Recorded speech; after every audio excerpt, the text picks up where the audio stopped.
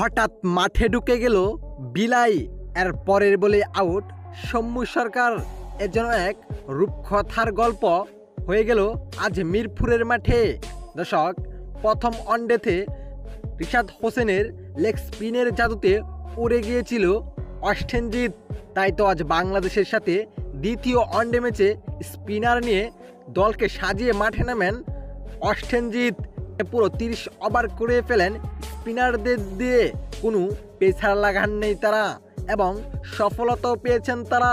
যেখানে বাংলাদেশ শুরুতে ব্যাট করতে নেমে দুর্দান্তভাবে শুরু করলেও সাইফ হাসান এর আগের ম্যাচের মতোই ব্যর্থ।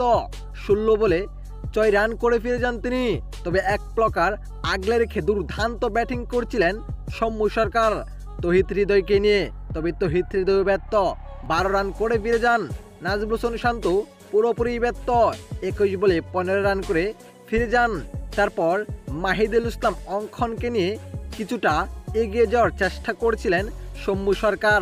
তবে সীমানায় খাটা পড়েন মাহিদুল ইসলাম অঙ্কন, 17 রান করে টেবিলে এনে ফিরে যান তিনি। তবে হঠাৎ মাঠে ঢুকে যায় বিলাই এবং বিলাই ঢোকার পরের বলেই ক্যাচ আউটে ফিরে যান সৌম্য সরকার। দর্শক, এদিন সৌম্য সরকারের ব্যাটিং দেখে মনে হচ্ছিল তিনি টেস্ট খেলতে মাঠে নেমেছেন, কেননা 89 বলে 45 রানের ইনিংস খেলেন তিনি, যেটি একটা টেস্ট ম্যাচের মতোই।